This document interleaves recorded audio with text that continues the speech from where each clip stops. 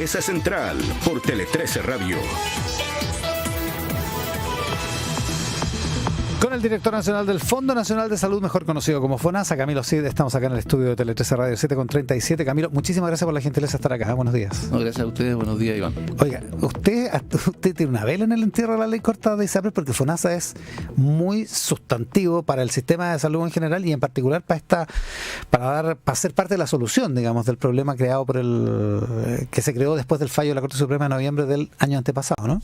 Bueno, sí, en realidad FONASA ya alcanza a 16,2 millones de beneficiarios y por lo tanto tiene mucho que ver en todo esto del sistema de salud, ¿no? Es como 5 veces la ISAPRES, digamos. Exactamente. En el fondo, hay harta gente que dice que usted era uno de los duros en este asunto, que era de los que hubiera querido aprovechar la oportunidad para hacer un cambio sustantivo en el sistema. Mira, la verdad de las cosas es que las decisiones, las discusiones se toman en el sector de manera colectiva, bajo la dirección de la ministra de Salud.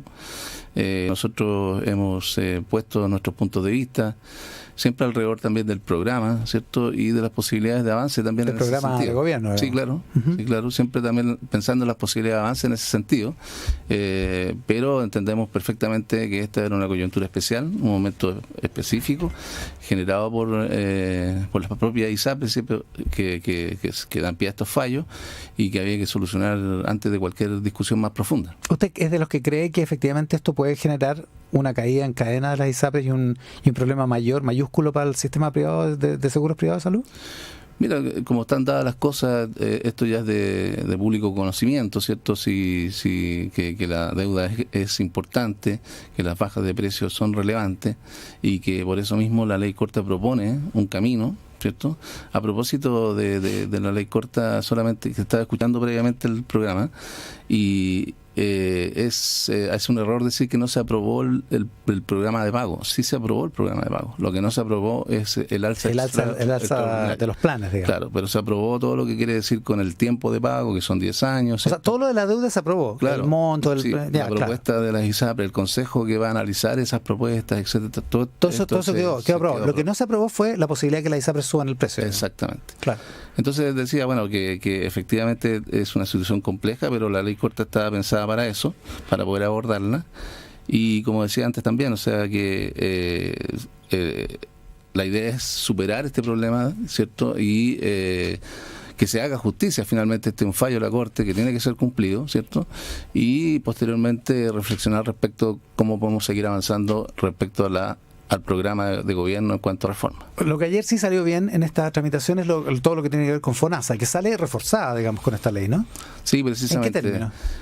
Toda la parte de aprobación de lo que hemos llamado modalidad de cobertura complementaria, ¿no? La modalidad de cobertura complementaria es una serie de atribuciones que se le dan al FONASA para que FONASA pueda disponer a las personas de un seguro complementario, básicamente, ¿no?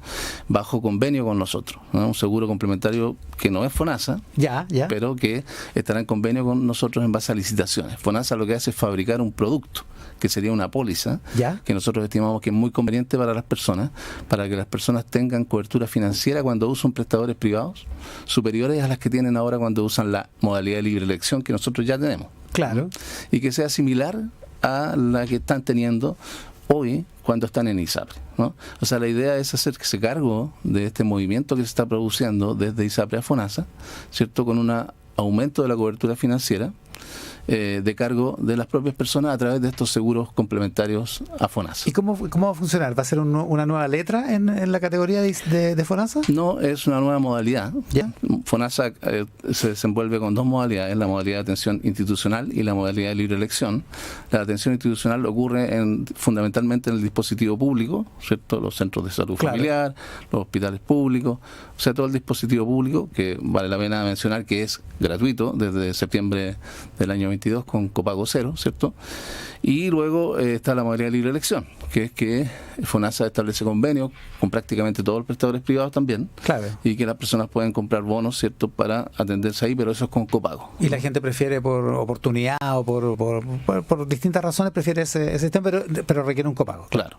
Esta nueva modalidad, la modalidad de cobertura complementaria, Es muy parecida a la modalidad de libre elección, solo que ahora esos copagos que cuando una persona se atiende solo por MLE en FONASA, nosotros hemos calculado que tiene una cobertura más o menos de un 38% Ya. de los costos totales. O sea, tiene que pagar el 62% tiene que pagarlo. En promedio, puede que varíe de acuerdo a la prestación. Y en una ISAPRE, cuando una persona en promedio también va a tener una diferencia importante, tiene 65% de cobertura. Ya.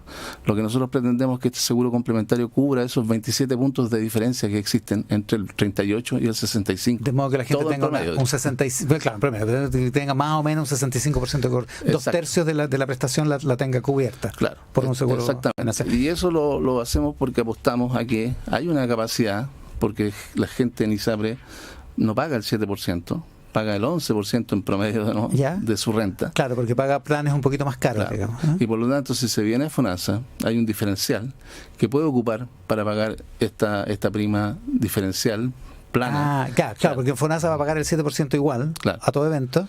Y le va a quedar un remanente disponible, digamos. Entonces, además pensamos que ese remanente y esa posibilidad de mayor cobertura que la van a financiar a través de ese remanente prepagado, las propias personas, pensamos que puede tener características también complementarias a la seguridad social, en el sentido ser prima plana, no discriminatoria por sexo y edad, aceptando las preexistencias, y eso es posible porque los seguros privados no ISAPRE ya funcionan así. Ya funcionan así, sin esas disquisiciones, digamos. O gran parte, digamos, no todo, pero...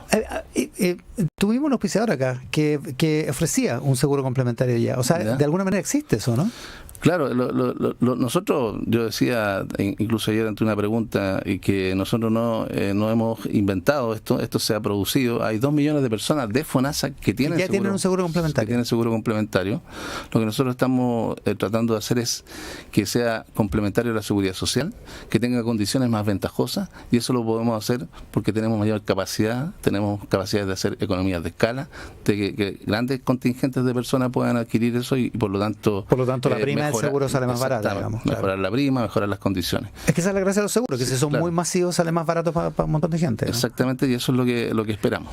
Ahora, o sea, eso debería funcionar. ¿Ese es el futuro del sistema de salud? Digo, cuando haya una reforma, esa reforma que está comprometida para el 1 de octubre. A nosotros nos parece que ese es un modelo de funcionamiento del sistema que es muy conveniente. Creo que en la medida que se puedan ir mejorando también en el sector público, la inversión pública que hacemos a las personas que no están en esta categoría, ¿cierto?, que acude a la AMLE, sino que también, y lo más importante finalmente, está en toda esta población que accede al sector público. En la medida que nosotros podamos mejorar también, la mayor cantidad de gente, digamos. Claro, en la medida que podamos mejorar la atención primaria, ¿cierto?, los hospitales públicos, su capacidad y su gestión, ¿cierto?, eso es un elemento de reforma fundamental, ¿sí? Y esta forma de operar también podría ser una forma que sea una forma estable ya de más largo plazo. Pero desde el punto de vista sistémico, todo el mundo tendría un seguro de salud único, un plan de salud único, y algunas personas podrían complementarlo con un seguro complementario. Ese debería ser como el futuro. Claro, esa es una forma de reforma que es posible, digamos, imaginar. ¿Es la que le gustaría a usted? Es la que está en el programa de gobierno. Esa es la verdad de las cosas, ¿no? Claro, un militante disciplinado. Es la que está en el programa de gobierno, pero nosotros sabemos que se va a abrir un espacio de discusión y hay otras ideas y eso tiene que zanjarse en esa misma discusión. Ya, perfecto. ¿Qué capacidad tiene FONASA de absorber a los cotizantes de ISAPRES que van a salir del sistema? Porque de una manera u otra, o las ISAPRES van a caer o van a subir los precios. Por lo tanto, hay un montón de gente que se va a venir a FONASA. ¿Tiene capacidad FONASA de absorber eso? Mira, lo primero que hay que decir ante eso es que desde que asumimos hace 2 años la gestión del FONASA, ha venido a FONASA 1 millón de personas. De hecho, claro. De hecho, o sea, por elección de las propias personas. Y por distintas razones, porque han perdido la pega, sí, porque han subido los precios, hay hartos motivos, digamos. O porque han elegido FONASA. Claro, cerca de 600.000 este año, el año recién pasado, 2023. Y claro, nosotros hemos mostrado algunos números ante preguntas de la Comisión del Senado, donde vemos que en realidad la persona no están, como se dice habitualmente, cayendo al FONASA, sino que están eligiendo FONASA, ¿no? Y eso se puede ver porque no es que estén afectados porque ya había por ejemplo, una pérdida del trabajo, una caída abrupta del ingreso. Ellos mantienen el ingreso que tenían y se cambian a FONASA. Eso lo podemos ver nosotros los datos que tenemos. De hecho, estamos viendo la migración es relativamente más masculina que antes. La migración es más joven que antes. Antes típicamente hacia FONASA migraban adultos mayores, mujeres que eran discriminados en el sector privado. Pero ahora esta migración ha ido cambiando porque hay una mayor conciencia de elección respecto del... y por supuesto, como tú dices, hay otras razones. Claro. Parte de esas razones son las propias alzas de precios que han sufrido los cotizantes. Claro, y ahora lo que va a pasar es que o van a subir los precios o eventualmente alguna ISAPRE puede caer en insolvencia. ¿Tiene FONASA capacidad para hacer todo eso? A eso ya, ¿no? Que lo que ha estado ocurriendo, ¿cierto? Nosotros en la práctica ya tenemos migración, lo pongo como ejemplo porque en realidad si uno lo mira así en términos de números se trata de 2 ISAPRES, digamos, en 2 años. 1 millón de personas. 1 millón de personas. Y sin todavía tener esta capacidad de tener una modalidad de cobertura complementaria. Nosotros pensamos que teniendo la modalidad y teniendo la modalidad de libre elección, que es la que ha respondido hasta ahora en esta situación, tenemos capacidad, ¿no? O sea, lo que ha ido pasando es que las personas que emigran, cuando migran de una ISAPRE, no toda la gente viene de ISAPRE porque hay gente que ingresa por primera vez al mercado del trabajo, que viene a FONASA, busca permanecer en los prestadores que estaba teniendo, en sus médicos que estaba teniendo prestaciones o en las clínicas en que se estaba atendiendo.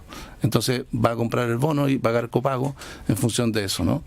Entonces, por un lado, eso nos obliga a ofrecer esta alternativa de mayor protección financiera, que es lo que estamos haciendo, y por otro lado, tener cierta tranquilidad de que no hay un empuje o una presión gigante sobre el sistema público de salud, que actualmente está recuperando su actividad al nivel que tenía prepandemia, ¿no? O sea, la solución, por decirlo así, es absorber cotizantes, pero que esos cotizantes se sigan atendiendo más o menos donde mismo. Exactamente.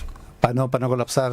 Exactamente, al menos en esta primera etapa en que estamos saliendo de la pandemia y recuperando la actividad prepandémica. Ya, un argumento que se ha dado harto, porque esto se viene discutiendo, como recordábamos, desde noviembre del 2022, digamos, después del fallo de la Corte Suprema, es cuál es la posibilidad que tiene el sistema público, FONASA o el sistema público de salud propiamente tal, de seguir atendiendo casos que son súper críticos, digamos, y que las ISAPRE atienden, qué sé yo, hospitalizaciones domiciliarias, tratamientos que son súper caros y que efectivamente se están prestando y que permiten mantener con vida a pacientes. Esa transición, ¿FONASA es capaz de contenerla, de soportarla?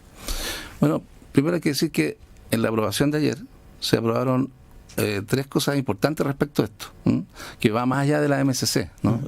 Se aprobaron unas obligaciones respecto de FONASA. ¿Qué es la MCC? En la modalidad de cobertura complementaria, ¿verdad? Gracias. Más allá del esquema del seguro de copago. Del seguro complementario.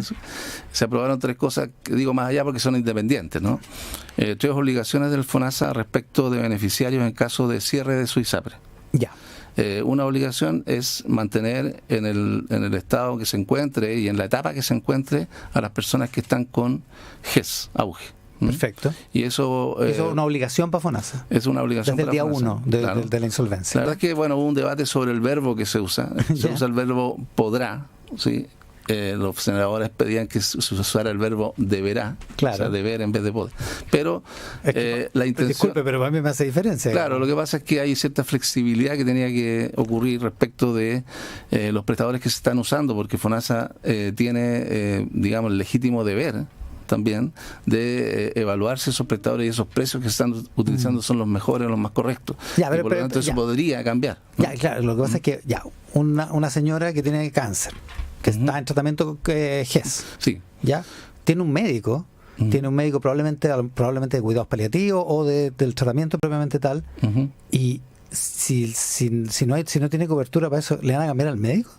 No, pues lo importante es eso, ¿cierto? La evaluación que haremos en base a esto es, la primera opción es continuar su tratamiento donde lo está teniendo. ¿Dónde lo está teniendo? Solamente si hubiese una inconveniencia o que fuese mejor, digamos, tanto para los intereses de la persona, la calidad de su atención, como para el Estado, finalmente representado por el FONASA en términos de uso de los recursos, habría algún cambio, ¿no? Porque lo que pasa es que usted entiende que estamos con del director de FONASA, que es extremadamente relevante el doctor de un tratamiento, digamos. Por supuesto. O sea, el especialista que hace el Por tratamiento. supuesto, yo creo que es bien importante comparar cómo es ahora, ¿no? Porque ahora si una persona viene de ISAPRE, por ley, tiene que ir a la atención primaria e ingresar al auge. Exacto, ingresa al GES, en la claro. etapa que esté. Entonces, y tiene un médico y probablemente está con ese médico acostumbrado, digamos. O sea, Sí. digo, Lo que tenemos- es una cuestión de confianza. Sí. El problema de esto es que es la humanidad que hay de fondo, ¿no? Claro, por supuesto. Entonces esa es una medida que se está tomando, de que FONASA tenga entonces esa posibilidad de acoger a las personas que están con GES y también a las personas que están con CAEC, o sea, con seguro catastrófico. Ya. ¿Ah? Y eso es bien importante porque y ahí se asume que son situaciones críticas y por lo tanto obliga a FONASA a que FONASA tome estos casos y les dé el tratamiento en el mismo prestador al menos por 6 meses. Y que les dé continuidad, digamos. Que les dé continuidad. Claro. O sea, A cargo de FONASA. que no haya un limbo, digamos, entre medio donde no hay cobertura. Claro. O sea, un niñito con hospitalización domiciliaria, Eso. ¿va a seguir teniéndolo? Si es que el ISAPRE ha caído en cierre, Exacto. sí, eso es lo que está estipulado en la ley. ¿Mm? Ya. ¿Y además se crea un seguro catastrófico para FONASA o es esto Sí, mismo? el tercer punto es que los casos de la sentencia, ¿no? En las sentencias judiciales, cuando un juez, ¿cierto?, obliga a un ISAPRE a dar un medicamento, por Claro. ejemplo, de alto costo, eso obliga a la ISAPRE, no necesariamente a FONASA. Nosotros vamos a asumir esas sentencias, porque Chuta. también nos parece que si la persona viene a FONASA, no vale la pena que vuelva a demandar ahora a FONASA por un medicamento de alto costo. Claro. O sea, se asume que eso es legítimo y se mantendría también. Y se asume que el resultado va a ser el mismo si es que se repitiera el proceso judicial, digamos. Bueno, sí, también. Ya. Respecto de... ¿Y es razonable eso? ¿Qué opina usted?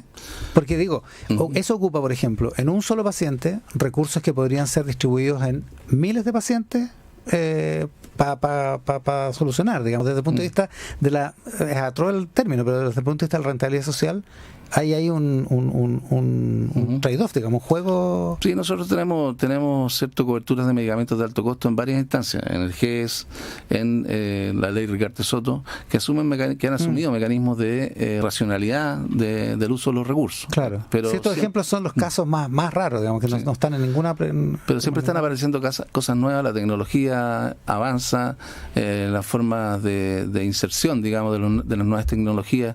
¿Usted es No partidario de que se asuman esos En este caso, tratamientos? por supuesto, o sea, fuimos quienes pusimos la indicación en la ley, pero en una visión de respetar el derecho de las personas que ya lo han ganado frente a un tribunal de la República, digamos, y reconociendo. Pero como visión sistémica, o sea, visión sistémica, existiendo la posibilidad de un tratamiento independientemente del costo, aunque sea un costo infinito, por decirlo así, para llevarlo al absurdo, ¿debería el Estado hacerse cargo por la vía FONASA o por cualquier otra vía? El Estado debe hacerse cargo de lo que puede hacerse cargo, ¿no es cierto? Y las personas tienen derecho. Eso se dirime en distintas circunstancias. Lo que pasa es que aquí hay muchos medicamentos que no tienen efectividad demostrada. Entonces se sospecha ahí hay una discusión. Entonces hay una discusión y ahí viene el problema. No es tanto de que si todo hubiese mostrado que tiene esa efectividad, por supuesto tendríamos que hacer los esfuerzos como país para dotar de presupuestos suficientes para cubrir aquello. Claro, no podemos gastarnos 1.000 millones de pesos en la ruleta. Digamos, lo sabemos muy bien. FONASA es públicamente conocido. Habitualmente somos demandados por medicamentos que no están en los programas que hemos ido incorporando, todas estas cosas como los que menciono, Ricardo Soto, Auge. Entonces nos toca responder frente a estas vicisitudes, digamos, de cubrir o no cubrir. Hace muy poco el caso de Nachito, sí, que él estaba cubierto y que fue cubierto por esta radio, si no me equivoco, que él estaba cubierto por otro medicamento. Carísimo igual, pero no tan caro como el que estaba pidiendo la familia, ¿no? La Corte dijo, bueno, cámbiase el tratamiento y nosotros lo asumimos. Lo asumieron. Sí. Oye, solo para terminar, me quedo dando vuelta, porque todavía esto le quedan algunas iteraciones, digamos, antes de terminar la tramitación, porque de pronto tiene que pasar después de la sala del Senado a la Cámara. Es bien probable que vuelva la discusión sobre si FONASA podrá o deberá, digamos, asumir los tratamientos. ¿Usted es partidario de que se resuelva todo eso y que quede seguro para los pacientes? Porque el mayor problema de esto es la incertidumbre para los pacientes. Mira, yo creo en primer término que, primero te iba a contestar la pregunta del umbral de seguro catastrófico. Efectivamente, en la modalidad de cobertura complementaria, o sea, en este seguro complementario, iría un umbral de seguro catastrófico que es equivalente al que tienen las personas en la CAEC, en la ISAPRE. Eso para despejar el tema. Eso va a quedar cubierto. Yo no, la verdad es que yo sinceramente no veo gran diferencia entre los dos verbos. Entre podrá o deberá. Sí, porque ya con podrá ya es según nuestros propios abogados ya obliga, ¿no? Sí, solo que entrega esta flexibilidad. Usted sabe, hay 2 abogados y hay 4 opiniones. Sí, es verdad, pero nosotros, bueno, tenemos nuestros abogados y pensamos que la indicación ya es suficiente. Pero si se decide cambiar, a nosotros nos parece que es igual, digamos. Ustedes como FONASA están asumiendo esta obligación. Sí, claro. Camilo Cid, el director de FONASA, esta mañana acá en Mesa Central. Camilo, muchísimas gracias por la gentileza. Muchas